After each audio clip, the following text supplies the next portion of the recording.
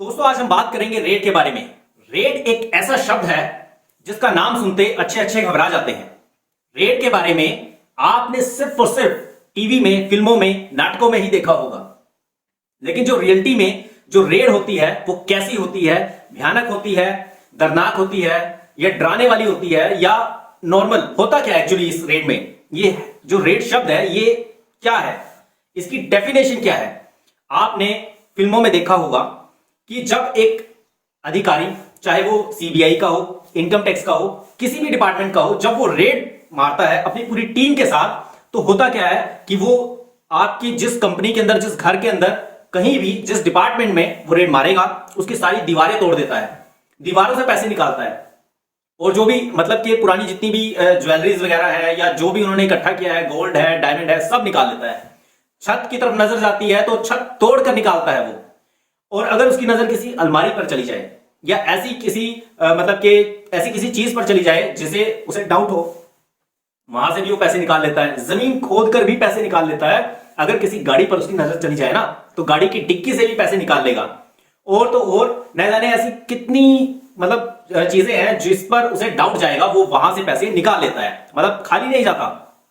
ठीक है, तो ऐसी एक इमेज, एक ऐसी पिक्चर हमारे माइंड में बनी हुई है। इसमें कितनी सच्चाई है, क्या है, आज आप सभी लोगों को मैं अपने लाइफ की आप बीती आप सभी के साथ शेयर करूंगा और आप सभी को बताऊंगा कि जब मैं जॉब करता था उस वक्त एक जब रेड पड़ी तो उस वक्त मतलब क्या रहा, कैसा एक्सपीरियंस रहा, और हमारे साथ क्या हुआ, स्टाफ के साथ, पूरे स्टाफ के साथ क्या हुआ, और जो कंपनीज के ओनर्स थे, उनकी फैमिली मेंबर्स थे, उन सभी के साथ क्या हुआ।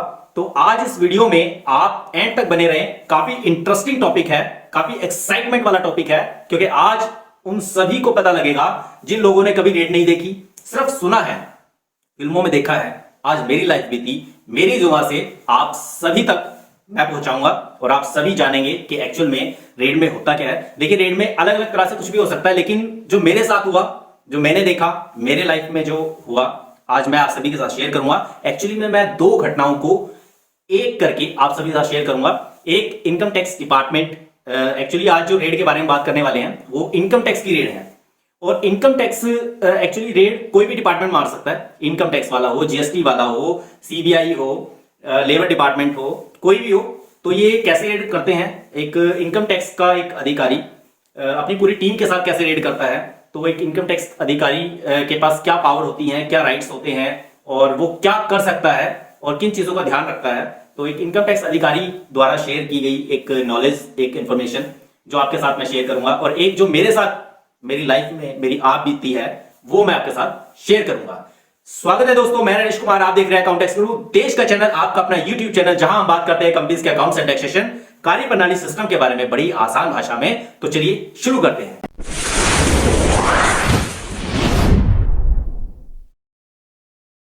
वीडियो अच्छी लगी हो तो वीडियो को लाइक करें, चैनल पर अगर आप पहली बार आए हैं तो सब्सक्राइब करें चैनल को, और दोस्तों बेल आइकन को हिट करना बिल्कुल ना भूलें, ताकि जब भी हमारी कोई नई अपडेट्स आए, नई वीडियो आए, तो आपको सबसे पहले मिले।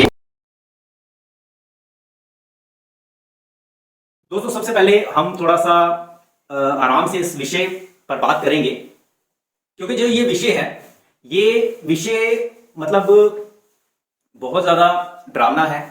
इसके बारे में जो मतलब कि टीवी में दिखाया जाता है, मतलब इतनी मतलब ऐसी इमेज बनाई हुई है कि लोग घबरा जाते हैं। ये जो रेड वर्ड है ना, एक्चुअल में ये रेड वर्ड है क्या, क्या है ये रेड। देखिए, रेड मीन्स होता है छापा मारना। ठीक है, अगर किसी डिपार्टमेंट को ये संदेह है कि किसी कंपनी में, किसी घर में, किसी व्यक्ति के पास जरूरत से ज्यादा और ऐसी कोई संपत्ति, ऐसी कोई असेट्स है जो इलीगल है, मतलब कि एक तरह से उस मतलब वो लीगल नहीं है। जैसे इनकम टैक्स डिपार्टमेंट की हम बात करें, इनकम टैक्स डिपार्टमेंट ये कहता है कि अगर आपके पास कोई संपत्ति आपने जो अर्न की है, कमाई है, आप उसके ऊपर इनकम टैक्स दे दीजिए। और अगर उसे संदेह होता है, डाउट होता है कि आपने जो संपत्ति कमाई उसके ऊपर आपने ना पूर्णतः जो टैक्स बनता है वो दिया नहीं है, कोई हेराफेरी की है, कोई गड़बड़ की है, तो फिर वो एक छापा मारता है और उसके दौरान उसे जो भी चीजें मिलती है वो उसके ऊपर एक टैक्स कैलकुलेट करके आपको बता देता है और वो जमा करवा देते हैं। तो अभी मैं जो आपको बताना चाहता हूं वो ये बताना चाहता हूं कि जब सबसे पहले तो मैं आपको ये बता दूं कि जो एक इनकम टैक्स अधिकारी द्वारा एक शेयर की गई इंफॉर्मेशन कि एक्चुअल में होता क्या है कि जब एक इनकम टैक्स की टीम अगर छापा मारने के लिए निकलती है तो एक्चुअल में उन्हें खुद नहीं पता होता कि छापा मारना कहाँ है। ये मतलब जो सीनियर लोग होते हैं ये उन्हें बिल्कुल नहीं बताते, बिल्कुल शेयर नहीं करते कि आज रेड कहाँ पड़ने वाली है। तो होता क्या है कि जब डिपार्टमेंट को ये पता लगता है कि आज आपने कहाँ रेड करनी है, ठीक है, सबसे पहले क्या होता है उन्हें पहले बता दिया जाता है आपको कल पंजाब चलना है, हरियाणा में जाना है, या फिर कहीं भी किसी स्टेट का नाम बता दिया जाता है कि आज आपने वहाँ पर चलना है। और जो उनकी टीम होती है वो डिपेंड करता है कि रेड कहाँ मारने जा रहे हैं, कितनी बड़ी इंडस्ट्री है और वो जो इंडस्ट्री है कितने पार्ट्स में डिवाइड है, मतलब उनके कितने घर हैं और कितने ऑफिसेज हैं, कितनी ब्रांचें हैं। तो उसी हिसाब से जब रेड मारी जाती है तो वो एक साथ सारी जगह पर मारी जाती है। ऐसा नहीं कि आज घर पे मारेंगे, कल ऑफिस में मारेंगे, परसों उनकी जितनी ब्रांचें हैं कि करके सभी ब्रांचों में रेड की जाएगी, ऐसा नहीं है। रेड जब भी की जाती है एक साथ की जाती है। तो पहले तो उसकी पूरी इंफॉर्मेशन कलेक्ट की जाती है, क्योंकि जब तक इंफॉर्मेशन कलेक्ट नहीं की जाएगी तब तक आप एक सक्सेसफुल रेड कभी नहीं कर सकते। तो डिपार्टमेंट क्या करता है कि पहले एक टीम तैयार करता है और उस टीम को कई हिस्सों में डिवाइड कर देगा और हर टीम में एक सीनियर ऑफिसर होगा उनका। तो उन्हें बताया जाएगा कि आप 4 लोग एक गाड़ी में रहिए, आप 4 लोग एक गाड़ी में रहिए, आप 4 लोग एक गाड़ी में रहिए। तो इस तरह से एक उन्हें छोटी सी एक इन्फॉर्मेशन मिलेगी पहले, और इन्फॉर्मेशन को टाइम टू टाइम उन्हें अपडेट दी जाएगी। ऐसा नहीं है पूरी इन्फॉर्मेशन प्री प्लान कुछ नहीं होता, एक ही पर्सन होगा जिसको पता होगा कि उसने करना क्या है। वो कमांड देगा कि आप राजस्थान पहुंचिए, मतलब जिस शहर का है। एक्चुअली कई बार ऐसा भी हो जाता है कि आप अगर राजस्थान के हो तो आपको दिल्ली में रेड मारने के लिए भेज दिया जाएगा, मतलब सेम सिटी में नहीं भेजा जाता, और मतलब कि किसी दूसरी सिटी में भेज दिया जाएगा। कई बार तो स्टेट भी चेंज हो जाती हैं और सेम स्टेट सेम सिटी में भी पॉसिबल है। तो वो डिपेंड करता है सिचुएशन पर कि अच्छा उसमें क्या होगा कि स्टाफ अगर कम पड़ जाए तो पीएन को भी इन्वॉल्व कर लिया जाता है। मतलब कई बार स्टाफ कम पड़ जाता है या स्टाफ छुट्टी पर है, बाहर से स्टाफ आने में टाइम लगेगा, और तो इसलिए वो पीएन वगैरह को भी इन्वॉल्व कर लेते हैं, ऐसा मतलब बताया जाता है। तो क्या होगा कि जब मतलब कि टीम निकलेगी रेड करने के लिए, तो ऐसा नहीं है कि ये सुबह के टाइम होगा या दोपहर को होगा। तो बोल दिया जाएगा कि आज आप 11 बजे चलना है, 12 बजे चलना है। तो वो उनका अपना एक प्लान होता है, तो उस हिसाब से वो निकल पड़ते हैं। अगर दूर जाना है जहाँ 5 घंटे 6 घंटे लग जाएंगे, तो उस हिसाब से वो पहले से ही टाइमिंग के हिसाब से वो चल पड़ते हैं। तो सभी को बोल दिया जाता है भी आप अपने अपने बैग वगैरह रेडी कर लो, 2 दिन बाहर रहेंगे 3 दिन बाहर रहेंगे तो अपनी तैयारी कर लो। तो उस हिसाब से वो सब अपना तैयार होकर चल पड़ते हैं। अब जब वो शहर में आ जाते हैं जहाँ रेड करनी है, तो उनको बताया जाता है कि भाई आप इस एरिया में चले जाइए, ठीक है। उनकी मतलब जो जितने ग्रुप में डिवाइड किया गया है टीम को, तो कह देते हैं कि आप इस एरिया में जाइए, आप इस वाले एरिया में चले जाइए, आप इस वाले एरिया में चले जाइए। अलग अलग एरिया में भेज दिया जाता है जहां जहां उनकी ब्रांचें हैं, घर है, ऑफिस हैं, सबको एक साथ कवर किया जाता है। और जब उनको कवर कर लिया जाता है, देख लिया जाता है भाई अभी ये घर के आसपास पहुंच गए हैं और ये ऑफिस के आसपास जितनी ब्रांचें सबके आसपास हमारी टीम पहुंच चुकी है, तो एकदम से एक मतलब कि एक्शन बोला जाता है, एकदम से उन्हें ऑर्डर दिया जाता है कि ये कंपनी का नाम है और इसके अंदर जो आपको सामने कंपनी दिखाई दे रही है या जो सामने आपको घर दिखाई दे रहा है, उनको बताया जाता है। वो व्यक्ति हर चीज को फॉलो कर रहा होता है, सब चीजें देख रहा होता है, तो एकदम से मतलब उन्हें इंस्ट्रक्शन देता है, ऑर्डर देता है कि जो आपको ये घर दिखाई दे रहा है आपके सामने, तो वो पूछ लेते हैं कि कैसा है देखने में। वो कहते हैं ऐसे क्या लिखा है नेम प्लेट पर, नाम वही लिखा है, कहते हैं ठीक है। फिर ऐसे ही सब जगह पूछ के फिर उन्हें ऑर्डर दिया जाता है कि भाई अब आप इसके अंदर एंटर कीजिए और आज यहाँ पर आपको रेड करनी है और उसके अंदर आप एंटर कीजिए। तो फिर वो उसके अंदर एंटर करते हैं। तो इस तरह से एक इनकम टैक्स डिपार्टमेंट प्लान करता है कि उसको कैसे रेड करनी है। ये तो था एक इनकम टैक्स अधिकारी द्वारा एक इंफॉर्मेशन जो उन्होंने शेयर की। अब मैं सुनाता हूं आपको अपनी आप बीती कि कंपनी के अंदर क्या होता है जब रेड पड़ती है। तो ये बात 2014 की है। 2014 में आई थिंक 2013 की है, 2013-14 ऐसे कुछ है। तो उन दिनों मैं जॉब करता था और एक लिमिटेड कंपनी के अंदर मैं जॉब करता था। तो उस दिन ऐसे ही नॉर्मली मैं घर से निकला और ब्रेकफास्ट किया, फिर उसके बाद ऑफिस के लिए गया और हमारा जो टाइमिंग था मॉर्निंग 9 o'clock ऑफिस जो कंपनी थी वो ऑन हो जाती थी और उसके बाद ऑफिस में हमारी एंट्री हुई और उसमें 100-150 लोग काम करते थे। तो सीनियर्स भी थे, हमारे अकाउंट्स डिपार्टमेंट में 10-12 लोग थे। तो हम उसके अंदर मतलब जब मैं उसमें पूरा स्टाफ आ गया सब, उस दिन सीनियर अकाउंटेंट छुट्टी पर थे। तो जब हम सभी लोग अपने अपने काम में व्यस्त थे, अपने अपने काम में बिजी थे, नॉर्मल रूटीन से जैसे हम काम कर रहे थे वैसे ही काम चल रहा था। अचानक क्या होता है कि बाहर से एक मतलब टीम आती है इनकम टैक्स डिपार्टमेंट की। तो आते ही वो कहते हैं I am from income tax department, it's a red. तो जब वो बोलते हैं it's a red, I am from income tax department, तो अचानक से मतलब पूरा स्टाफ जो अकाउंट्स डिपार्टमेंट में था तो वो मतलब एकदम से जैसे पता नहीं क्या हो गया है, मतलब सब एकदम घबरा जाते हैं और उनसे पूछा जाता है कि where is the honour, honour कहाँ है, ऑनर का ऑफिस कौन सा है। तो बताया जाता है कि ये ऑनर का ऑफिस है और पूछा जाता है और उन्हें नाम भी मालूम होता है कि कितने ऑनर हैं, सबके नाम मालूम होते हैं। मैं नाम तो डिस्क्लोज नहीं करना चाहूँगा और ना ही कंपनी का नाम बताना चाहूँगा। तो उसमें पूछा जाता है कि वेयर इज द ऑनर, नाम से पूछते हैं तो कहते हैं जी ये ऑफिस है उनका।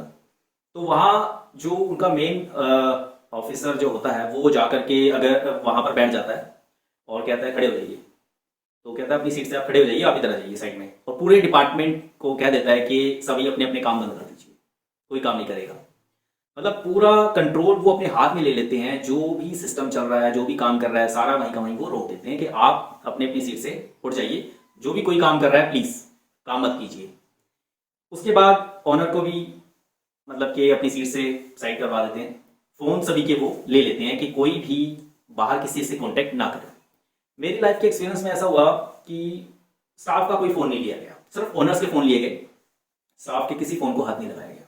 बस स्टाफ को बोला गया कि आप हमारे साथ प्लीज कोऑपरेट कीजिए और हमें अपना काम करने दीजिए, ठीक है, जो चीज़ें जो डॉक्यूमेंटेशन आपसे मांगी जाएं वो प्लीज़ हमें प्रोवाइड कीजिए। और उस वक्त जो उस कंपनी का सीए था जो उस कंपनी अकाउंट्स ऑडिट करता था, तो वैसे इंटरनल ऑडिटर भी थे वहाँ, एक्सटर्नल ऑडिटर भी थे, उन सीए को भी वहाँ बुला लिया गया। तो सीए भी आ गए उस टाइम में जो उनके मतलब कि अकाउंट्स को ऑडिट करते थे। मतलब जो भी चीज़ें उन्हें चाहिए थी वो सारी चीज़ें वहाँ अवेलेबल करवाई गई। और उसके बाद जब उन्होंने कहा कि आप प्लीज़ कोऑपरेट कीजिए, जो काम हम करने आए हैं हमें अपना काम करने दीजिए, तो सीए भी वहाँ था, ओनर भी सब इकट्ठे हुए। तो कुछ उनके जो स्टाफ के मेंबर थे, जैसे कि कुछ नए नए लोगों की भर्ती होती है डिपार्टमेंट में, इनकम टैक्स डिपार्टमेंट, तो उन्हें एक्साइटमेंट रहती है कि आज हम रेड मारने जा रहे हैं। और जो पुराने होते हैं उन्हें मालूम होता है कि रेड में क्या करना है उन्होंने। तो जो नए नए होते हैं वो ज़्यादा उथल पुथल करते रहते हैं, इधर ये छेड़ वो छेड़, ये कागज निकालो, उन्होंने टीवी में बहुत फिल्में देखी होती हैं इस तरह की। तो बाद में फिर उन्हें बोला जाता है, ओनर ने कहा कि भाई आप प्लीज़ आपको जो चेक करना है आराम से चेक कीजिए, स्टाफ को परेशान मत कीजिए, ठीक है, स्टाफ को ज़्यादा परेशान करने की जरूरत नहीं है, आपको जो चेक करना कीजिए। तो जो उनके सीनियर्स होते हैं वो भी थोड़ा सा उन्हें बोल देते हैं कि आप आराम से चेक करो, ये आपके साथ कोऑपरेट करेंगे, आप ज़्यादा मतलब कि मत कीजिए इस तरह से। तो फिर जो एक्साइटमेंट में थे वो भी नॉर्मल हो जाते हैं, फिर हालात एकदम थोड़े नॉर्मल रहते हैं, जैसे आपके परिवार का हिस्सा हो, आपका ही स्टाफ हो वहाँ। तो फिर धीरे धीरे वो कहते हैं जो चीज़ें आपसे मांगी जाएगी और जो इस चीज़ के लिए रिस्पॉन्सिबल है सिर्फ वो पर्सन हमारे साथ रहे और बाकी एक साइड में बैठ जाए। तो उन सब बाकियों को एक साइड में बिठा दिया गया और जो मतलब जिनसे इन्फॉर्मेशन चाहिए तो उनसे वो इन्फॉर्मेशन कलेक्ट की गई, जो जो चीज़ें उन्हें मांगनी थी वो सारी चीज़ें मांगते गए। और सबसे पहले तो उनके अच्छा वो कितना टाइम लगेगा ये कोई डिसाइड पहले से डिसाइड नहीं होता है। जितनी जल्दी और जितनी स्मूथली आप उन्हें इन्फॉर्मेशन प्रोवाइड करवाते जाओगे आप रेट से उतनी जल्दी फ्री हो जाओगे, वरना 2-2 3 दिन भी लग जाते हैं। आप ऑफिस से कंपनी से बाहर नहीं निकल सकते, कंपनी ऑफिस को सब सीज कर दिया जाता है, लॉक कर दिया जाता है कि कोई भी पर्सन कंपनी के अंदर है वो अंदर रहेगा, बाहर वाला बाहर रहेगा, कोई अंदर नहीं आ सकता रेड के दौरान और कोई बाहर नहीं जा सकता। एक्चुअली में जो रेड ये जो छापा है इसका मतलब इसकी जो डेफिनेशन है वो सर्च एंड सीजर होता है। सर्च मीन्स वो चीजों को ढूंढेंगे, सर्च करेंगे, और उसके बाद है सीज, उसको वो जब्त कर लेंगे, सीज कर लेंगे, इसीलिए सर्च एंड सीजर कहा जाता है। रेड वर्ड तो मतलब बहुत कम यूज किया जाता है। तो अब उसमें क्या है कि अच्छा उसमें हमारे साथ क्या हुआ, जब हम नॉर्मली बैठे हुए हैं और स्टाफ भी हमारे साथ बैठा हुआ है, इनकम टैक्स डिपार्टमेंट का जो भी आया हुआ है, तो अपनी अपनी कार्रवाई उन्होंने शुरू करने से पहले, जैसे दोपहर का टाइम था तो पहले उन्होंने लंच वगैरह किया कि चलो लंच कर लेते हैं। तो लंच के लिए उनका क्या हिसाब रहता है जी, उनसे पूछा गया, उन्होंने खुद बोला कि पहले लंच वगैरह करते हैं उसके बाद शुरू करते हैं। उन्होंने कहा ठीक है जी। तो लंच के लिए ऑर्डर लिया गया कि सर क्या लेंगे लंच में। ऐसा नहीं है कि लंच वो साथ लेके आते हैं, साथ कुछ नहीं लेके आते, जिस कंपनी में जाते हैं उन्हीं को लंच करवाना होता है। अगर शाम का टाइम है तो डिनर, सुबह का टाइम है तो ब्रेकफास्ट, एज पर रिक्वायरमेंट। तो उनसे ऑर्डर लिया गया कि लंच करेंगे, लंच मंगवाए। वो कहते हैं हाँ जी हाँ जी लंच मंगवाइए। तो हुआ क्या कि उन मतलब नॉर्मल लंच भी कर सकते हैं वो, लेकिन मेरे एक्सपीरियंस में जो मैंने देखा मैं आपको बताता हूँ कि वहाँ पर लेडीज स्टाफ भी होता है, साथ में उनके जेंट्स स्टाफ भी होता है। और तो उनकी अपनी अपनी फरमाइश होती है, जिस चीज़ को उन्होंने कभी टेस्ट किया या नहीं किया, एक दूसरे अपनी अपनी एडवाइस देते हैं लंच में। कहते हैं कि आप हवेली वो पूछते हैं कि लंच में क्या लोगे, जो हमारा स्टाफ है पूछते हैं लंच में क्या लोगे, आपस में डिस्कस करते हैं। कहते हैं मैम ऐसा करते हैं, आपने हवेली के गुलाब जामुन खाए हैं कभी? कहते हैं नहीं। क्या आपको हवेली के गुलाब जामुन खाते हैं? भैया ऐसा करो हवेली से गुलाब जामुन मंगा दो। मतलब गुलाब जामुन भी चाहिए तो उस होटल के, रेस्टोरेंट के, उस कैफे के, मतलब उस स्वीट मतलब उस शॉप के चाहिए जो उनकी मनपसंद है, ऐसा नहीं कहीं से भी ले आओ। तो कहते हैं कि भाई वहाँ के गुलाब जामुन मंगवा लो। कहते हैं ठीक है जी। कहते हैं मैम रसमलाई खाई है? या कोई सर होंगे तो उनको बोलेंगे क्या सर आपने रसमलाई खाई है? क्या मैकडी की रसमलाई बहुत बढ़िया है। क्या अच्छा जी मंगवा लो फिर। तो इस तरह से वो अपनी मनपसंद जगह के ऑर्डर करते हैं। कुछ थोड़े से नॉर्मल भी होते हैं जिन्हें डायबिटीज़ है, वो कहते हैं नहीं हम ज़्यादा कुछ नहीं लेंगे, सादा खाना पिए। कुछ नए नए यंग होते हैं तो थोड़ा सा मतलब अपनी मतलब के अपनी ये कह लीजिए कि ऐसा कहीं लिखा तो नहीं है कि उनकी मनपसंद का मंगवाना है, बट ये है कि ऐसा मैंने देखा कि मतलब अपनी मनपसंद चीज़ें ऑर्डर कर रहे हैं और वो भी अपनी मनपसंद जगह से मंगवा रहे हैं। ऐसा नहीं है कि मतलब कि जो आप खिला दोगे बस वो वही खा लेंगे। तो डिफरेंट डिफरेंट तरह के लोग हैं, तो उनके लिए वो चीज़ें मंगवाई गई और जो चीज़ें उनके लिए आई वही पूरे स्टाफ के लिए भी आई। मतलब जो भी कंपनीज के अंदर काम कर रहे थे तो उन सभी के लिए वो चीज़ें आई और वो मतलब कि उस दिन सभी के लिए सेम चीज़ मंगवाई गई। तो हम सब ने भी डिनर भी किया और डिनर करते करते वही 2-3 बज गए थे, क्योंकि जितनी भी चीज़ें खाने की मंगवाई गई वो दूर दूर से मंगवाई गई। कोई किसी को पिज़्ज़ा खाना है, किसी को कुछ खाना है, तो इस तरह से चीज़ें मंगवाई गई और डिनर किया गया। अब डिनर करने के बाद वो सभी अपने अपने काम में शुरू हो गए। अच्छा उनका ना एक्चुअली मैन्युफैक्चरिंग प्लांट था, तो मैन्युफैक्चरिंग के काम को नहीं रोका गया। उन्हें कहा आप मैन्युफैक्चरिंग करते रहिए, हमें सिर्फ और सिर्फ जो क्लरिकल डिपार्टमेंट है, अकाउंट्स का डिपार्टमेंट है जिसमें पेपर है, अकाउंट्स बनते हैं, तो उस डिपार्टमेंट को थोड़ा सा उन्होंने रोक दिया कि आप इसमें कोई काम मत कीजिए। बाकी जो मैन्युफैक्चरिंग प्लांट चल रहे थे वहाँ लेबर काम कर रही थी, उन्हें नहीं रोका गया। मतलब इतना कोऑपरेट उन्होंने किया। तो वो कहने लगे भाई ठीक है। उन्होंने अब अपना जो सर्च जो शुरू की, अब उन्हें इंफॉर्मेशन चाहिए थी। उनके पास इनकम टैक्स डिपार्टमेंट के पास जो भी आप रिपोर्ट्स, अपनी बैलेंस शीट सबमिट करते हो, अपनी आईटीआर फाइल करते हो, ऑनलाइन फाइल करते हो, तो वहाँ आप कुछ इन्फॉर्मेशन देते हो हर साल। तो इसी तरह से वो 1-2-3 सालों की इन्फॉर्मेशन इकट्ठी करके रखते हैं। वो मतलब कि 4-5-6 सालों तक का रिकॉर्ड आपका चेक कर सकते हैं। वो उनकी मर्जी पे डिपेंड करता है कुछ, और जो लॉ में लिखा है कि भाई आप इतने सालों तक का रिकॉर्ड आपके पास अवेलेबल रहना चाहिए, 5-6 सालों का रिकॉर्ड, तो वो वहाँ तक का रिकॉर्ड आपका चेक कर सकते हैं।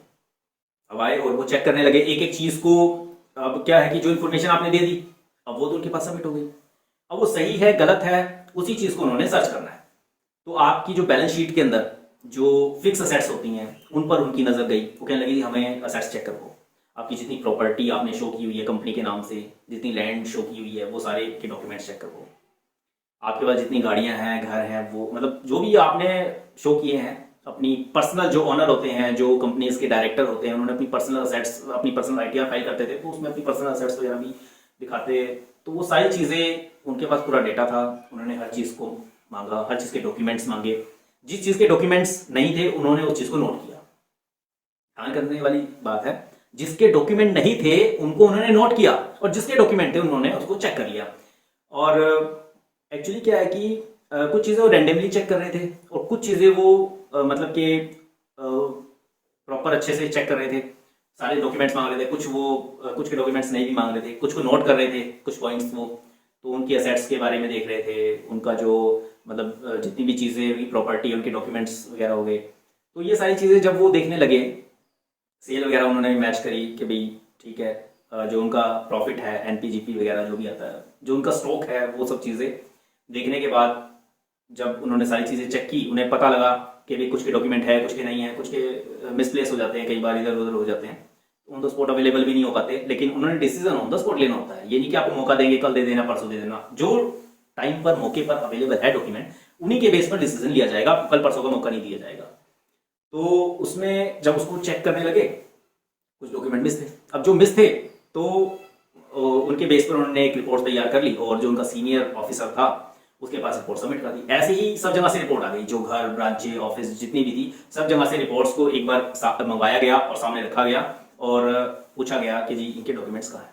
अब डॉक्यूमेंट्स इधर उधर हो जाते हैं, लेकिन आप इस चीज़ का खास ध्यान रखें कि अगर आप ये अकाउंट्स बना रहे हैं, आपका कोई भी डॉक्यूमेंट अगर गुम हो जाता है, इधर उधर हो जाता है, तो समझ लीजिए कि वो उसकी आपको ना मतलब काफ़ी भारी कीमत चुकानी पड़ सकती है। क्योंकि वो ऐसा मानेंगे कि भाई ये चीज़ें जो हैं, अच्छा कुछ चीज़ें चलो इनवॉइस नहीं भी है तो बैंक की ट्रांजैक्शन से उसको मैच कर लिया जाता है कि आपने इसके लिए पे किया है, ये एक नंबर में है सब, ठीक है। कैश में अगर आपने पे किया उस चीज़ के लिए तो वो कहीं ना कहीं डिसअलाउ हो जाएगा, वो एक्सेप्टेबल नहीं, क्योंकि तो डॉक्यूमेंट नहीं है, पेमेंट आपने कैश में दी है तो भी दिक्कत। तो कहीं ना कहीं आपकी अगर बिल मिसमैच है, मतलब मिसप्लेस हुआ पड़ा है, तो वो कहीं ना कहीं बैंकिंग मोड से आपने पेमेंट किया है तो ट्रांजैक्शन से उसको क्रॉस वेरीफाई कर लेंगे। और अब जो आपने बैंक, जिनके इनवॉइस नहीं थे, जो आपने बैंक से मतलब के ट्रांजैक्शन किया है, उनकी वेरिफिकेशन वो जहां से आपने लिया है उसका नंबर, उसका एड्रेस सब लेंगे, वो वहां से वेरीफाई करेंगे कि उन्होंने आपको इनवॉइस इशू किया है। और जितने इनवॉइस उस टाइम अवेलेबल करवा सको आप फोन पर, व्हाट्सएप पर, मेल पर, तो थोड़ा बहुत मतलब सारे डिपार्टमेंट मतलब सभी लोग जैसे नहीं होते, तो आपको थोड़ा सा वो देते हैं मौका, चलो ठीक है कल का तो नहीं देंगे, ऑन द स्पॉट का आपको दे देंगे कि ठीक है इसका डॉक्यूमेंट्स आप मंगवा सकते हो, जो भी है। बट कैश के बारे में मतलब वो इतना मतलब कि आपको कोऑपरेट नहीं करेंगे। तो जितना कोऑपरेट हो सकेगा उतना कोऑपरेट करेंगे। दीवारों वगैरह को कुछ नहीं तोड़ेंगे, जैसा कि आपने फिल्मों में देखा है दीवारें तोड़ी जाती हैं, ऐसा कुछ नहीं करते। आपकी किसी मतलब कि अलमारी है, उसको आपसे चाबी लेंगे, उसको खोलेंगे। फिल्मों में तो दिखाते हैं कि अलमारी है तो उसको तोड़ फोड़ देते हैं, ठीक है। आपसे चाबी लेंगे, आपकी अलमारी खोलेंगे, कुछ चाहिए होगा तो ले लेंगे, नहीं तो अदरवाइज अलमारी वगैरह कुछ नहीं खोलते और नॉर्मली चेक करते हैं। और कोई ज़मीन खोद कर पैसे नहीं निकालते, वो ज़मीन जैसी है वैसी रहेगी। वो सिर्फ डॉक्यूमेंटेशन में ही काम करते हैं, आपकी डॉक्यूमेंटेशन चेक करेंगे, आपकी डॉक्यूमेंटेशन प्रॉपर होनी चाहिए। इससे हमें शिक्षा मिलती है कि एक तो आपकी डॉक्यूमेंटेशन प्रॉपर होनी चाहिए, हर चीज़ के पेपर आपके पास अवेलेबल रहें। क्योंकि जब आपके पास, क्यों उनके पास इतना टाइम नहीं होता बैठने को, तो एक हफ्ता बैठ जाए, आपका भी टाइम खराब होगा, आपका भी काम खराब होगा, उनका भी टाइम खराब होगा। तो वो जितनी जल्दी जल्दी होता है वो वहां से निकलने की कोशिश करते हैं। इसलिए आपके डॉक्यूमेंटेशन को बेस बना करके आपकी जो रेड है उसको फाइनल करते हैं, मतलब कि जो भी छापेमारी हुई है उसको डॉक्यूमेंटेशन के बेस पर वो फाइनल करते हैं। अच्छा, घर में क्या होता है कि जैसे उन्होंने कुछ ज्वेलरी वगैरह ली है, ठीक है, अगर उन्हें लगता है कि भाई अभी थोड़ा टाइम लगेगा, हम डिसीजन नहीं ले सकते, कुछ चीज़ें जिनके बिल नहीं है, अब लोग ना घर में ज्वेलरी ले लेते हैं पहनने वाली। तो ज्वेलरी ले लेते हैं, एक तो होती है कि उन्होंने पहना हुआ है, गले में जितना पहना है, हाथों में जो पहना हुआ है उन्हें दिखता है, तो उसका बिल नहीं भी होता तो उसको टच नहीं करते, वो कहते हैं कोई नहीं, जो चीज़ आपने पहनी हुई है उसको नहीं छेड़ते, वो उसको छोड़ देते हैं। लेकिन ऐसी कोई चीज़, आपकी ज्वेलरी, डायमंड्स वगैरह आपके पास लॉकर में रखे हुए हैं, घर में अलमारी में रखे हुए हैं और उनके बिल नहीं है आपके पास, तो उनको वो जब्त कर लेंगे ऑन द स्पॉट। उसमें कोई सुनवाई नहीं है। आपके पास बिल नहीं है, बिल है तो अच्छी बात है, बिल संभाल के रखिए। बिल नहीं है, वो सोचते हैं कि भाई ये आपने ब्लैक में खरीदा है, इसका बिल नहीं लिया आपने और आपने टैक्स बचाने की कोशिश की है, तो जो चीजें आपने पहनी हुई है उनके बिल नहीं है, उनको छोड़ देंगे, उनको नहीं हाथ लगाएंगे। वो चाहे आपने 10 तोला पहना हो चाहे 50 तोला पहना हो, उसको नहीं छेड़ेंगे। लेकिन घर के अंदर अगर आपने अपनी अलमारी में कुछ ज्वेलरी, डायमंड्स वगैरह संभाल के रखे हैं और उनके बिल नहीं है, बिल है तो उसको छोड़ देंगे, उसको साइड कर देंगे, और बिल नहीं है तो उसको जब्त कर लेंगे, उसको मतलब सीज कर देंगे। तो इस तरह से डायमंड्स, ज्वेलरी और भी गाड़ी है, गाड़ी के बिल नहीं है, वैसे तो ऐसा होता नहीं है, फिर भी तो उस गाड़ी को भी सीज कर लेंगे। तो ऐसे बहुत सारी चीजें वो सीज कर लेते हैं और एक उसकी लिस्ट तैयार की जाती है, पूरी लंबी लिस्ट बना देते हैं, भाई ये चीजें हमने जब्त की हैं। उसके बाद उस लिस्ट के ऊपर वो इनकम टैक्स डिपार्टमेंट अपनी स्टैंप लगाता है, साइन करता है और साथ में जिस के यहाँ रेट पड़ी है उसके भी साइन लेता है कि भैया हम ये चीजें आपके ले जा रहे हैं। और फिर इसके ऊपर बाद में डिस्कस होगा, आप जिन जिन के डॉक्यूमेंट्स ले आए तो देखा जाएगा कि भी इनमें से उस चीज़ को साइड कर दिया जाएगा, और जिसके डॉक्यूमेंट्स आप नहीं ला पाए तो फिर उन चीज़ों को एक आपकी इनकम मान के, आपकी एसेट्स मान के, और ये माना जाएगा कि इनकम आपने डिस्क्लोज नहीं की, और उसके ऊपर आपको मतलब कि एक तो जो भी टैक्स बनेगा वो आपको बता दिया जाएगा, इतना टैक्स बना है ये आप जमा करा दीजिए, प्लस जो पेनल्टी बनेगी और जो लेट फीस वगैरह जो भी है वो सब कैलकुलेट करके आपको बता दिया जाएगा, इतना अमाउंट है वो जमा करा दीजिए। तो ऐसा हुआ उस टाइम में 3 करोड़ के आसपास की एक रिकवरी निकली और वो जमा करवाने के लिए बोला गया। तो उस वक्त 3 करोड़ रुपए सेम डे में जमा करवाए गए, एक नंबर से चेक के थ्रू वो जमा हुए और उसके बाद उन्हें अपना एक क्लीन चिट दे दी गई। जितना भी मतलब कि जो चीज़ें डिस्क्लोज नहीं की गई थी उन सभी चीज़ों पर 3 करोड़ की लायबिलिटी निकली इनकम टैक्स की और वो जमा करवाई गई। और उसके बाद उन्हें वार्निंग दी गई कि भाई आप फ्यूचर में ऐसा काम ना कीजिए जिससे आपको दोबारा मतलब हमारा सामना करना पड़े, दोबारा इन दिक्कतों का सामना करना पड़े और आपको परेशानी हो। तो आप सोच के देखिए कितना कमाया जो उन्होंने मतलब कि 3 करोड़ तो उसी में लगा दिया। तो ये एक मैंने जो देखा उस दिन, ये लगा लो कि बहुत ज़्यादा हरासमेंट, परेशानी, दिक्कतें जो हुई वो उन सभी लोगों को हो सकती हैं जो इस तरह से मतलब कि प्लानिंग नहीं करते, डॉक्यूमेंट संभाल कर नहीं रखते। ठीक है, डॉक्यूमेंट्स आप संभाल के रखिए। और साथ ही साथ अच्छा उस दिन टाइम बहुत लग गया, मतलब चलो फिर भी टाइम से हो गया निपटारा, मतलब 8-1 बज गए थे, नहीं तो अदरवाइज मुझे तो लगा था शायद कहीं 2 दिन ना लग जाए। मैंने वैसे एक मजाक में पूछ भी लिया, मैंने कहा सर आज ये कब तक फ्री हो जाएंगे? तो कह रहा भाई जितनी जल्दी आप डॉक्यूमेंटेशन कंप्लीट करवा दोगे फ्री हो जाओगे। तो वहाँ जितने भी और भी सीनियर्स थे, तो इस तरह से मेरा ये मतलब रेट का एक एक्सपीरियंस रहा। मतलब मैंने देखा कि भाई रियलिटी में ऐसा कुछ हुआ नहीं, और फिल्मों में जैसा दिखाया जाता है ये करो वो करो, तोड़ फोड़ बहुत कुछ दिखाते हैं, बट रियलिटी में ऐसा नहीं हुआ। रियलिटी में नॉर्मली मतलब बातचीत करते हैं, जो चीज़ उन्हें चाहिए, जो फाइलें चाहिए, तो 6 साल तक आप अपना रिकॉर्ड वगैरह आपको संभाल के रखना पड़ता है। और वो कभी भी जब भी वो रेड करेंगे, जिसको सर्च एंड सीजर कहा जाता है, तो उस टाइम पर आपको डॉक्यूमेंटेशन दिखाई जाती है, या थोड़ा बहुत वो आपको टाइम दे दें। कई बार ऐसा होता है कि कुछ चीज़ें, कुछ document on the spot available नहीं रहते, तो वो उस टाइम कुछ चीज़ें हैं वो आपकी सीज कर लेते हैं। जो भी चीज़ें उन्होंने सर्च की है, मतलब ऐसी चीज़ें सर्च की हैं जिनके डॉक्यूमेंटेशन प्रूफ नहीं है और मतलब कि डाउटफुल चीज़ें हैं, उन सभी को उन्होंने सर्च किया और सीज किया। आपके साइन वगैरह लेंगे और चले जाएंगे। तो उसके बाद आपको शायद वो टाइम दे भी दें, 1 दिन 2 दिन 3 दिन कि आप इनके डॉक्यूमेंट्स ले आइए और हम इनको रिलीज़ कर देंगे। तो ऐसा नहीं आप फेक बनवा के ले आओगे। अगर आप फेक बनवा कर ले आए तो उसकी भी वेरिफिकेशन होती है, क्योंकि उन पे तो वो चीज़ें तो डाउटफुल है, उसको क्रॉस वेरीफाई किया जाता है कि सामने वाली पार्टी जिसने बिल दिया है, अब उसके पास मतलब कि वो खतरे में पड़ सकता है, उसके वहां भी इंक्वायरी हो सकती है, इंस्पेक्शन हो सकती है, छापेमारी हो सकती है। तो वो भी आपको जब उसे पता लगेगा कि बिल देना है और ये ऐसी ऐसी सिचुएशन है, पहली बात तो बैंक डेट के बिल आजकल तो मिलते ही नहीं और वो देगा भी नहीं। और जब आप उसे बताओगे भी ऐसा ऐसा हो गया हमें चाहिए, तो वो तो फिर तो साफ ही मना कर देगा। तो इसलिए करंट में अपने कोई भी परचेज किया है, कोई सामान खरीदा है, तो उसका bill on the spot low, current time में ले लो। जब आपकी जो जीएसटी की रिटर्न वगैरह जाती है उनके जाने से पहले ले लो, क्योंकि अगर आपकी रिटर्न चली गई, सामने वाले ने अपनी बुक्स में नहीं दिखाया, तो शायद वो बिल इशू ही ना करे और आप सोचोगे चलो कोई नहीं, छोटी सी बात है, आप उसे ले लोगे और अपनी बुक्स में ना दिखाओ, फिर बाद में उसका यूज़ करो। लेकिन कहीं ना कहीं आप उसे कैश में पे कर दो, ठीक है, फिर कहीं ना कहीं फ्यूचर में आपको दिक्कत आएगी और उसी के ऊपर, उसी असेट्स को आपकी ब्लैक मनी मानकर, मतलब जो आपने डिस्क्लोज नहीं किया, तो उसी के ऊपर आपको दोबारा से फिर टैक्स देना पड़ सकता है। तो थोड़ा ध्यान रखें इन चीज़ों का, अपनी डॉक्यूमेंटेशन प्रॉपर रखें और आपको फ्यूचर में ऐसी कोई दिक्कत ना हो। तो यहाँ हमारी जो ये छोटी सी एक स्टोरी थी लाइफ की, जो मेरी आप बीती थी, जो लाइव एक्सपीरियंस था, मैंने आप सभी के साथ शेयर किया। तो उम्मीद है आप सभी को मेरी ये वीडियो बहुत बहुत बहुत पसंद आई होगी और आप सभी ने अपना प्यार दिखाया होगा, इस वीडियो को एंड तक वॉच किया होगा। और फ्यूचर में ऐसी बहुत सारी स्टोरीज जो मेरी खुद की आप बीती हैं वो आप सभी के साथ शेयर करूं, आप सभी को मैं बताऊं कि क्या होती हैं चीज़ें। ऐसी बहुत सारी स्टोरीज हैं मेरे पास जो मैं आने वाले टाइम में आप सभी के साथ शेयर करने वाला हूं। और इस तरह से आप बने रहिए हमारे चैनल पर, देखते रहिए और एंजॉय कीजिए, नॉलेज गेन कीजिए। और उम्मीद है दोस्तों आपको ये वीडियो बहुत बहुत बहुत पसंद आई होगी। आपने वीडियो को लाइक, कमेंट और शेयर कर दिया होगा, चैनल को सब्सक्राइब कर दिया होगा। इससे होगा क्या, जब भी हमारे इस YouTube चैनल पर हमारी कोई नई वीडियो आएगी तो आपके अपने इस YouTube ब्राउजर में वो वीडियो सबसे पहले देखने को मिलेगी। तो आपका अपने इस YouTube चैनल पर अपना कीमती समय देने के लिए, अपना प्यार बनाए रखने के लिए आप सभी लोगों का तहे दिल से प्रेम पूर्वक बहुत बहुत धन्यवाद।